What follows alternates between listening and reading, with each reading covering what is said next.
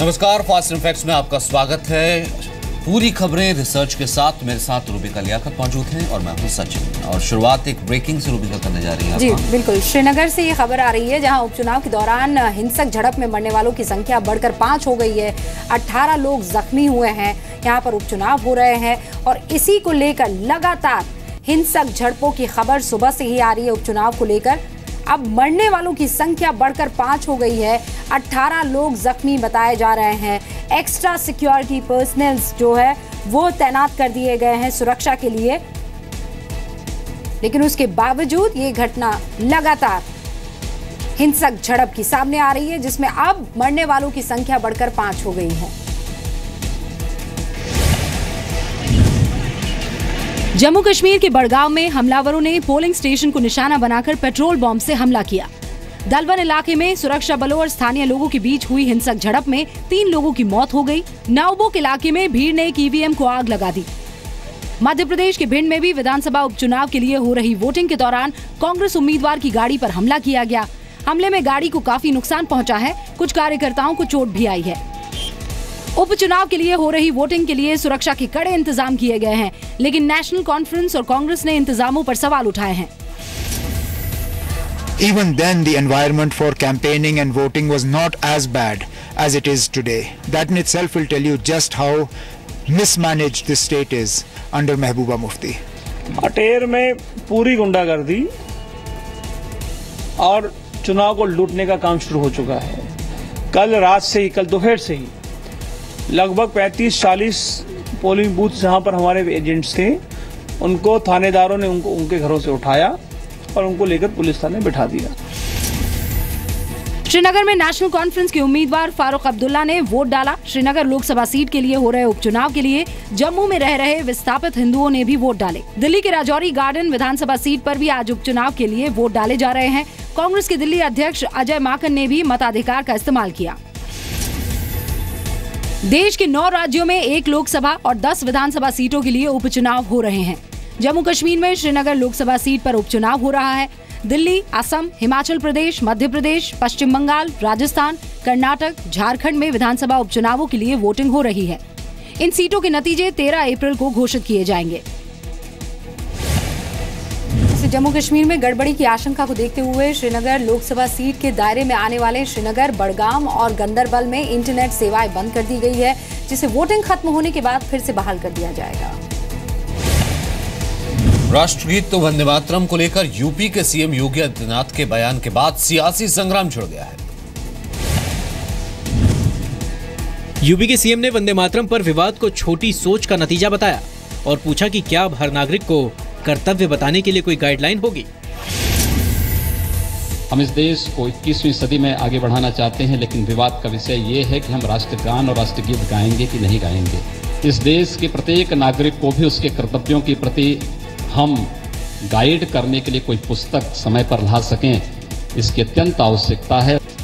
विपक्ष ने सीएम योगी के बयान पर हमला बोल दिया और बाकी मुद्दों से ध्यान हटाने के लिए जानबूझकर इस मामले को लेकर विवाद बनाए जाने का आरोप लगाया। हालांकि बीजेपी ने बयान को सही ठहराया। कुछ लोग अगर इस पर एतराज है या वो नहीं बोलना चाहते हैं तो जबरदस्ती करने वाली कौन सी बात है। किसी को भी कोई भी काम ऐसा जो वो नहीं करना चाहते आप जबरदस्ती, हाँ अगर वो कहीं जनगण मन जो हमारा राष्ट्रीय गान है उसको ना गाएं तो यकीनन फिर उनके खिलाफ तो कानून मौजूद है। आज़ादी की लड़ाई में भी कभी ये कंट्रोवर्सी नहीं थी। जय हिंद कहिए, वंदे मातरम कहिए, नमस्कार कहिए, ये अभिवादन जो है वो नॉन इश्यूज़ है। ये इश्यूज़ इसलिए उठाते हैं कि इसके चलते जो नॉन इश्यूज़ है वो उससे रिलीजियस डिवीज़न कहीं हो। जिस देश में रह रहे हैं उस देश की मातृभूमि के लिए, उस देश के लिए, उस देश की वंदना करना या उस देश के प्रति सम्मान प्रदर्शित करना, ये तो हर देश का जो नागरिक है उसका कर्तव्य है। मैं समझता हूँ कि आज पूरा देश जिस तरह के जनादेश आ रहे हैं किस बात का परिणाम है। पिछले दिनों यूपी के कई नगर निगमों में वंदे मातरम को लेकर हुए विवाद के बाद सीएम योगी ने इस पर बयान दिया। 28 मार्च को मेरठ नगर निगम की बोर्ड बैठक के दौरान कुछ पार्षदों ने वंदे मातरम गाने से इनकार किया। 2 अप्रैल को बरेली निगम की बैठक के दौरान हर बोर्ड मीटिंग से पहले वंदे मातरम गाए जाने के प्रस्ताव का विरोध किया गया। 6 अप्रैल को इलाहाबाद नगर निगम में भी वंदे मातरम को लेकर पार्षदों के बीच नोकझोंक हुई। दरअसल बीजेपी पार्षद चाहते हैं कि नगर निगम की हर बैठक की शुरुआत राष्ट्रगीत से होनी चाहिए, लेकिन समाजवादी पार्टी समेत बाकी पार्टियां इसका विरोध कर रही हैं।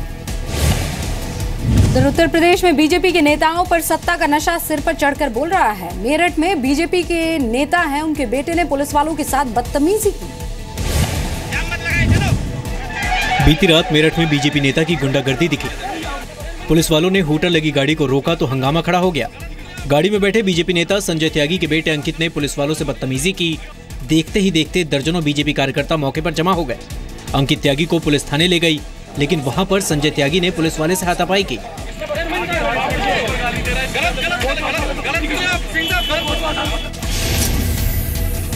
आज हमारे पदाधिकारी को बदतमीजी हुई, उनके साथ काफी मारपीटें हुई और उन्हें कपड़े फाड़ दिए और हमारे प्रदेश पदाधिकारियों को उन्हें बेटों को बंद कर दिया, हमें लाते बंद कर दिया। मौके पे जो थोड़ा बहुत कहा सुनी और कई बार हॉट टेम्पर्स की वजह से जो बात बिगड़ जाती है, वैसी सिचुएशन है। दोनों पक्षों से बात करके पूरे मामले की जानकारी की जा रही है और इसमें जो भी विधि सम्मत कार्रवाई हुई उसको किया है। 2 दिन पहले गाजियाबाद में एक व्यक्ति ने खुद को रीता बहुगुणा जोशी का रिश्तेदार बताया और पुलिस को धमकी दी। चुनाव से पहले बीजेपी यूपी में गुंडागर्दी का मुद्दा उठाकर कानून व्यवस्था कायम करने की बात कह चुकी है। यह हाल तब है जब प्रदेश के मुख्यमंत्री साफ कह चुके हैं और साफ कर चुके हैं कि यूपी में कानून व्यवस्था तोड़ने वालों को बख्शा नहीं जाएगा। यूपी के बिजनौर में लाउड स्पीकर को लेकर हुए विवाद के बाद कुछ लोगों ने अपने घर बेचने के लिए पोस्टर लगा दिए। हालांकि पुलिस मामले को सुलझाने का दावा कर रही है। बिजनौर के जोगीरामपुरा गांव में कई लोग अपना घर बेचना चाहते हैं। मकानों पर साफ साफ लिखा है कि ये घर बिकाऊ है। आरोप है कि यहां के मंदिर से जबरन लाउड स्पीकर उतरवा दिया गया। हालांकि पुलिस अधिकारी मामले को सुलझाने की बात कर रहे हैं। प्लान इसलिए करना चाहते हैं जब हमें यहाँ कोई न्याय नहीं मिल रहा, शासन हमारी कोई सुनवाई नहीं कर रहा, हमारे दबाया जा रहा है जबरदस्ती के लोगों से, हमारे लोगों से मारपीट की जाती है। मंदिर में जाते हैं तो मंदिर के गेट पर खड़े हो जाते हैं कि मंदिर में नहीं जाना, पूजा नहीं करनी। लाउड स्पीकर का कितना टाइम चल रहा है, उनसे कोई परमिशन ली जा रही, कोई पूछताछ नहीं हो रही कि तुम्हारा है या नहीं है, और हमसे ली जा रही है। जी हाँ, ये नवरात्रि पे प्रारंभ हुआ था। इसमें एक पक्ष द्वारा लाउड स्पीकर लगाने का प्रयास किया गया था, तो उसको प्रशासन ने और पुलिस ने उसमें समय से दखल करके उसको उतरवा के रख लिया है। बाकी दोनों लोग अपना अपना पक्ष बता रहे हैं कि पूर्व से लगता आया था 2007 से, और एक पक्ष कह रहा नहीं लगता आया था। हालांकि इस संबंध में कोई अभी डॉक्यूमेंट्स के आधार पर पुष्टि नहीं हो पाई है। जोगीरामपुरा गांव में हिंदू आबादी बहुत कम है। 2007 में प्रशासन ने गांव के मंदिर और मस्जिद से लाउड स्पीकर हटवा दिए थे। बाद में मस्जिद पर लाउड स्पीकर तो लग गया, मंदिर पर लाउड स्पीकर लगाने से रोक दिया गया। नाराज होकर हिंदू अपना घर बेचने की सोचने लगे। फिलहाल बिजनौर के गांव में हुई इस घटना से पुलिस और प्रशासन दोनों सख्त में है। दिल्ली में आज गृह मंत्री राजनाथ सिंह की अध्यक्षता में इंटर स्टेट काउंसिल की मीटिंग हुई, जिसमें उत्तर प्रदेश के सीएम योगी आदित्यनाथ ने राज्यों के लिए अधिक फंड की मांग की है। यूपी के सीएम योगी आदित्यनाथ भी इंटर स्टेट काउंसिल की 11वीं बैठक में शामिल होने दिल्ली पहुंचे। इंटर स्टेट काउंसिल की बैठक में केंद्र और राज्यों के संबंधों को लेकर पुंछी कमीशन की सिफारिशों पर चर्चा की गई। गृह मंत्री राजनाथ सिंह ने बैठक के दौरान कई अहम मुद्दे सुलझाने का दावा किया। बैठक में सभी राज्यों के मुख्यमंत्रियों ने हिस्सा लिया। जो पुंछी कमीशन के रिकमेंडेशंस थे, उन्हीं रिकमेंडेशंस पर आज इस इंटर स्टेट काउंसिल की स्टैंडिंग कमेटी की बैठक में चर्चा हुई है और बहुत सारे इशू सॉर्ट आउट हुए हैं। और मैं समझता हूँ आगे भी अभी 2 बार और सीटिंग की आवश्यकता पड़ेगी। इंटर स्टेट काउंसिल की बैठक से पहले योगी आदित्यनाथ ने बीजेपी अध्यक्ष अमित शाह से भी मुलाकात की। दोनों के बीच करीब 1 घंटे तक बैठक चली। सूत्रों के मुताबिक बैठक के दौरान यूपी में बीजेपी के अगले प्रदेश अध्यक्ष के नाम पर भी चर्चा हुई। इंटर स्टेट काउंसिल की बैठक में यूपी के सीएम योगी आदित्यनाथ ने राज्यों के विकास के लिए अधिक फंड जारी करने की मांग की। सीएम योगी ने पूर्वांचल और बुंदेलखंड के लिए भी अतिरिक्त फंड की अपील की। बैठक में राज्यपालों की भूमिका के अलावा राज्यों में केंद्र की योजनाओं को लागू करने में आ रही दिक्कतों पर भी चर्चा की गई। आज करीब 12 साल बाद इंटर स्टेट काउंसिल की बैठक आयोजित हुई है। यूपी में फीस को लेकर प्राइवेट स्कूलों की मनमानी के खिलाफ प्रदर्शन जारी है। आज भी नोएडा में पेरेंट्स ने फीस बढ़ाए जाने के विरोध में प्रदर्शन किया। प्रदर्शन में नोएडा के करीब आधा दर्जन स्कूलों में पढ़ रहे छात्रों के माता पिता शामिल हुए। इन लोगों ने stop making education a business, no fees hike जैसे पोस्टर और बैनर हाथों में लेकर नोएडा स्टेडियम के पास प्रदर्शन किया। प्रदर्शन में शामिल लोगों ने बार बार शिकायत के बावजूद स्थानीय प्रशासन पर मामले में कोई कार्रवाई नहीं करने का आरोप लगाया। पेरेंट्स एसोसिएशन ने सीएम योगी आदित्यनाथ से निजी स्कूलों में फीस के नाम पर किए जा रहे टॉर्चर पर लगाम लगाने की गुहार लगाई है। 1 lakh fee for a nursery is unrealistic. ये शायद दुनिया में कहीं नहीं होता होगा कि इंजीनियरिंग से ज्यादा फी नर्सरी में ली जाती है। प्रदेश सरकार से हमारी यही मांग है कि एक्चुअली इस तरह से जो स्कूल फीस के लिए जो लूट कर रहे हैं उसको ना करें, एक एजुकेशन को एजुकेशन की तरह लें। आखिर कब तक ये हम लोग, कब तक ये टॉर्चर ही है और क्या है? और मांगे हम लोग बच्चों की पूरी नहीं कर पा रहे हैं, सिर्फ फीस भरे जा रहे हैं, उनकी बस बेसिक रिक्वायरमेंट और पूरी नहीं कर पाते। प्राइवेट स्कूल एडमिशन के लिए 10,000 से लेकर 75,000 रुपए तक फीस वसूलते हैं। प्राइवेट स्कूलों में नर्सरी के लिए 2.5 लाख से लेकर 3 लाख रुपए तक सालाना फीस वसूली जाती है। इसके अलावा नर्सरी की किताबों के एक सेट के लिए स्कूल 3,000 रुपए तक चार्ज करते हैं, जबकि प्रकाशकों के मुताबिक किताबों का एक सेट बाजार में महज 250 से 300 रुपए तक में मिल जाता है। जी मीडिया फीस बढ़ोतरी के बेतरतीब फैसले के खिलाफ एक मुहिम पहले से चला रहा है। नई दिल्ली से पटना जा रही राजधानी एक्सप्रेस में उत्तर प्रदेश बिहार सीमा पर लूट की वारदात को अंजाम दिया गया है। लूट की वारदात को यूपी और बिहार की सीमा से लगे गाजीपुर जिले के गहमर रेलवे स्टेशन के पास अंजाम दिया गया। सुबह 3:15 बजे के करीब हथियारबंद बदमाशों ने ट्रेन में घुसकर लूटपाट शुरू की। बदमाश बिहार में बक्सर पहुंचने से पहले ट्रेन को रोककर फरार हो गए। पटना पहुंचने पर पीड़ित यात्रियों ने हंगामा किया, जिसके बाद पुलिस ने मामले में शिकायत दर्ज करवाई। शुरुआती जांच के बाद लापरवाही बरतने के आरोप में ट्रेन में मौजूद आरपीएफ स्क्वाड टीम को सस्पेंड कर दिया गया है।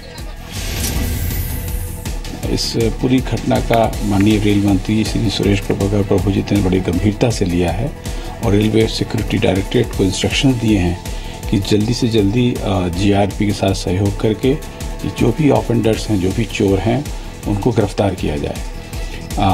अकॉर्डिंगली उसके मुताबिक कार्रवाई शुरू हो गई है। इसमें आरपीएफ की एस्कॉर्ट पार्टी थी, उनसे भी हमने बात किया, वो जाकर के उनका बयान भी लिया, लेकिन प्राइमा फेसी इसमें उन्होंने प्रॉपर एक्शन जो होना चाहिए वो नहीं किया गया, जो नेग्लिजेंस ऑफ एक्ट के वजह से। 3 बजे तक सब सोया हुआ था, ठीक है ना। मतलब अचानक मेरे को आवाज आया, मतलब 4 व्हीलर का आवाज आया और मेरी वाइफ का आवाज आया, पकड़ो पकड़ो, मेरा पर्स लेके भाग रहा है। वाइफ इसके पीछे दौड़ी जब तक ट्रेन का गेट खुला हुआ था और राजधानी का गेट तो खुलता नहीं है और गेट खुला हुआ था और वो तो वहाँ से पर्स लेके भाग गया। ट्रेन के कोच अटेंडेंट से भी पूछताछ की जा रही है। पुलिस पर लूट की जगह चोरी की मामूली धाराओं में केस दर्ज करने का आरोप है। राजधानी एक्सप्रेस शनिवार को नई दिल्ली से पटना के लिए निकली थी। रविवार को यूपी के मुगलसराय रेलवे स्टेशन पर रुकने के बाद ट्रेन पटना के लिए निकली थी। गाजीपुर के गहमर रेलवे स्टेशन से पहले ट्रेन रेड सिग्नल की वजह से रुकी। ट्रेन के कोच का गेट खुला था, जिससे बदमाश ट्रेन में घुसे। बदमाशों ने ट्रेन के A4, B7 और B8 कोच को निशाना बनाया। रेल मंत्री सुरेश प्रभु ने आरपीएफ के डीजी से बिहार के डीजीपी के साथ मिलकर मामले में सख्त कार्रवाई का निर्देश दिया है।